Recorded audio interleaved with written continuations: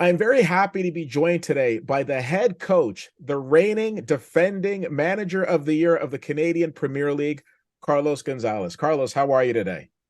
Hello, very good. Working a little bit here in the TV place. Yeah, absolutely. I have no doubt. There's a big game coming up this weekend with Forge, and we'll definitely get to that. The first thing I want to talk to you about is how does a gentleman born in Spain who coached in Kuwait end up finding his time or end up finding his way to coach Atletico Ottawa? How do you go from Spain to Kuwait to Ottawa? Well, it's a long story, but I think that everything starts in the Atletico de Madrid. As you know, I was former over there. I worked there for 5 6 years, in which I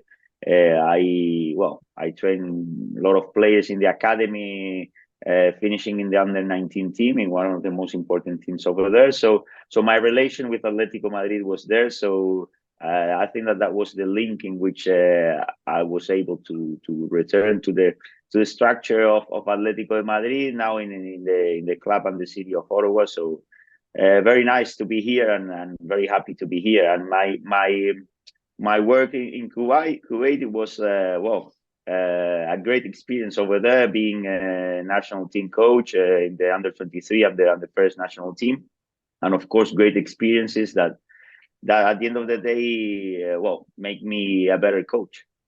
Absolutely.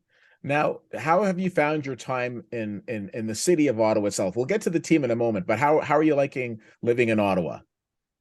Well, it's great. I think there are two cities: the city in winter and the city in summer. We all notice that, and yeah, the winter is a little bit harder for me because I'm not used to this type of temperatures. But still, we were here like 1 month and a half working in this period of January, February before going to the preseason of Madrid, and it was good to see the other side of Canada, and now very happy now with the good climate.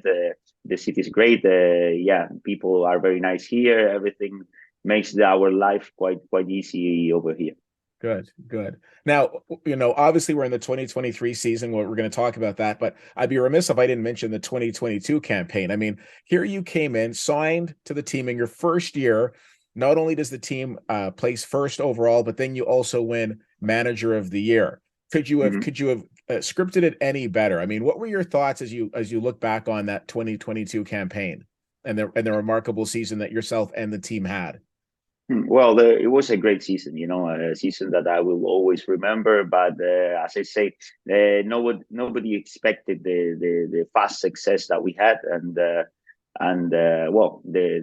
results that we grabbed so fast, the regular season championship, the final of the playoffs here in Ottawa. We could only do better there, but I think that was a great season for all of us, in which we worked really hard. And although we had success, and although we end up being the champions, we had also up and downs, and we have tough moments, and it wasn't an easy season. So people only remember the final picture, but the way and the travel to the final picture was also hard. So yeah, I think that it's a season that we can hold on into it, and we can grab many things to reproduce it in this season. Mm-hmm. Now, I'm curious. Obviously, yourself, you've won an award for manager of the year. I think you're qualified to answer this question. What do you think are some of the qualities that make up a great leader? Well, I think that mainly this award is because I had good players, because I had a good team. I never knew a good coach without good players. This is the reality. The important part of this sport are the players, and yeah, and the coaches. The only thing that they have to have is a good capacity to make the players involved in an idea. To buy an idea, to buy a way of doing things, to also leader do a leadership by example, by a good example. And yeah, at the end of the day, I try to be a coach in which I try to help in any moment to my players, but at the same time I'm very demanding with myself, with my staff, and with the people surrounding me. Mm-hmm. Well, I would say that you definitely demonstrated great leadership after the Pacific game. Of course, the Pacific game was the last game where Atletico was here at home, and unfortunately, it didn't turn out the way that we would have liked it to. But one of the things that I loved in your post game press conference is that you'd already focused on the next game ahead. You said, okay, Mhm. that's in the past, and we've shifted gears. A lot of times, a loss happens, and people want to, as I'll say, attend the wake. They want to attend the funeral and just kind of like sorrow in that. But I loved Yeah, your positivity, or your definitely your point of view in terms of, okay, that's in the past. We can't change that. Let's look towards the future. yeah. Um, yeah, No, I think that in any part of life, if you lose energy in the past, or you think too much in the future, you are not focusing in the most important thing that is now. Is the moment that you can really create things and do things. So, anyways, if you do things in the right way or in the bad way, I don't usually think too much in what we've done. Only grab the things that can make us be better in the next step. yeah, absolutely. So with a big game coming up this week with Forge, a team that you played in the finals last year, what's the mindset of the team going into that game? Because I feel that part of the issue is that the secret's out. Everybody now realizes that they can't sleep on Atletico Ottawa. They're an extremely talented club, and now I find that other teams are having to step up their game, which I know you guys are going to rise to the challenge of. So Mhm. as you prepare for Forge FC, like what's the mindset coming into this weekend's game? Yeah, absolutely. I think that the main difference in this season is that now we are not the new ones, or we are not the unexpected ones. Now we are a team that everybody sees us as a tough opponent. This is a reality. And also against Portugal, we played like 10 days ago against them. I think that we did quite a good game. Mhm. So we have to focus on the good things that we did on that game, the things that the team has to improve and maintain consistently, because I think that we are doing really good things, but probably we are not maintaining throughout 90 minutes or throughout every single game. So that's the issues that we have to focus a little bit more on. And yeah, with great motivation, I think that we have the perfect opportunity next Saturday to bounce back the situation, the last defeat in Calgary, with our fans in our city, and against an opponent that really motivates us. Yeah, absolutely. And let's touch on something you just mentioned, the fan base here in Ottawa. I've mentioned to people, once you go to an Atletico game and you see the support, it's unlike anything you've seen before. Have you just been absolutely overwhelmed with the level of support from this city towards this team? Yeah, 100%, 100%. Yeah, I didn't expect it that the fan base of soccer, of football here in the city was like that. Since the beginning, I started to feel that something is special was growing, and I think that last season was spectacular. How the fan base grow, how people support us, and how they help us in the final success. Because at the end of the day, this is part of everyone. And yeah, I think that they are always there in the good moments and in the bad moments, and that's why we are working so hard, so that we can, yeah, give an important victory for them also. Yeah. From a fan perspective, it's very easy to start looking at, the schedule and what games are coming up over the next few weeks and things of that nature. From your perspective as the head coach, do you just look at it from a game by game perspective and just focus on the next game that's at hand, or do you find yourself drifting into the future and starting to think about what's coming down over the next few weeks?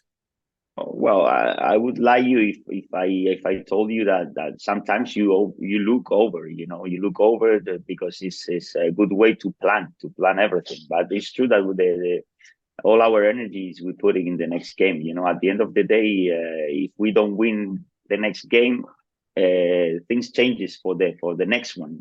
So Mhm. the most important thing is the thing that you have in front of your face. And as I say, we try to train every day as if it was our last day of training sessions, and we try to play our game of the weekends as if it was our last game of the season.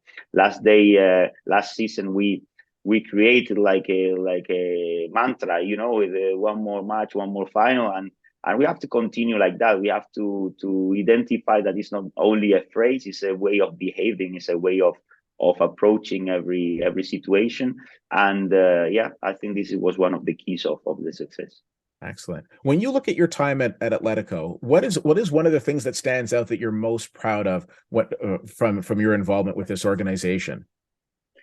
Many things, at the end of the day, the visible things are the results always outside, and people focus on if you win, if you lose, if you tie, Mhm.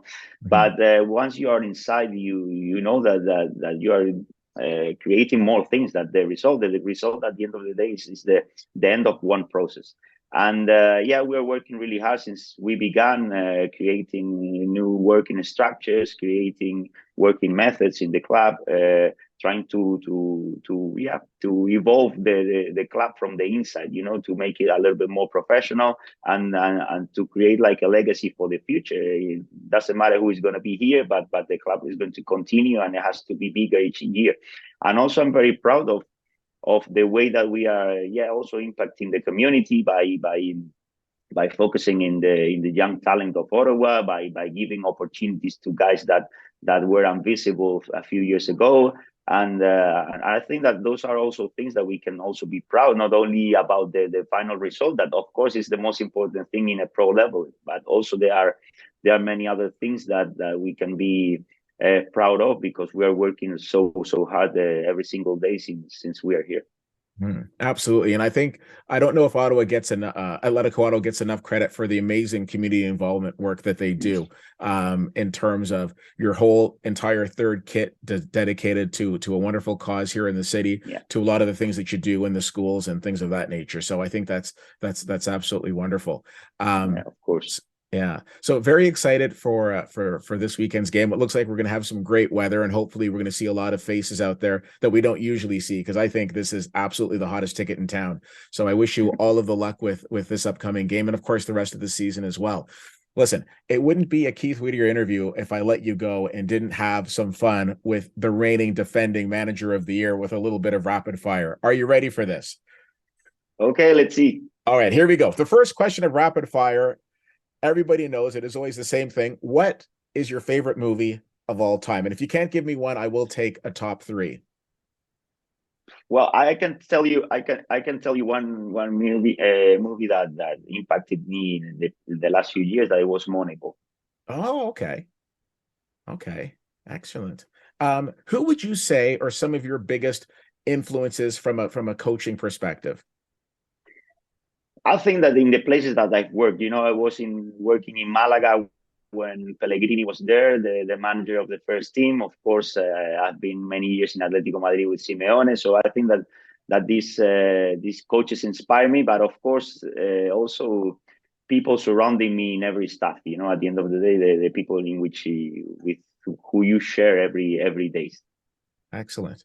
Now, a lot of times we see you on the sidelines and we see you shouting out at your players. We always wonder from a fan perspective, can the players actually hear you when you're on the pitch and we've got the noise of the crowd and you're shouting out at your players?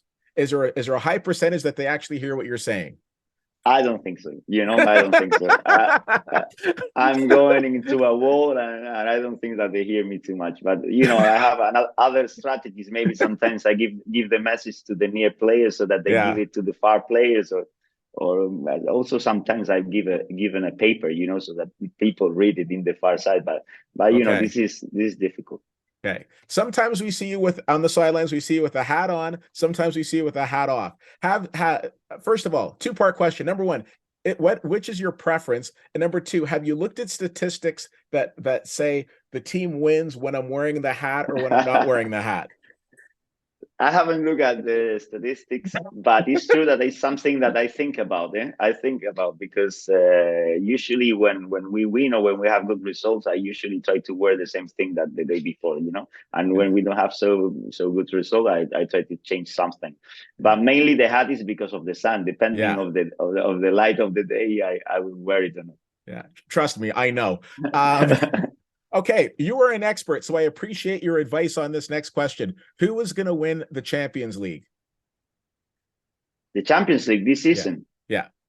Well, I think Manchester City. Okay. See? I think so. Yeah. Yeah, I think you're right. That's why we get along so well. You're a beautiful, beautiful man. What is one of your favorite things to do in Ottawa when you're not coaching the best team? Well, having a walk, I think that the city is great. Having a walk in the look in the parliament and this Bible market or these areas of the city are great. Okay. And lastly, what sort of message would you like to send out to all of the Carlos Gonzalez fans out there that are checking this out and Atletico supporters? I only say that trust the process. I know expectations are high, but we are working so hard so that we can accomplish those expectations. Excellent. Excellent. Let me tell you something. I am extremely proud to be a supporter of this club. I'm extremely honored to have had the time to chat with you today. Wish you all the best at this coming game and for the rest of the season. And thank you for everything that you've done to contribute to such a fantastic team. Thank you, Kate. It has been an honor for me. Thank you.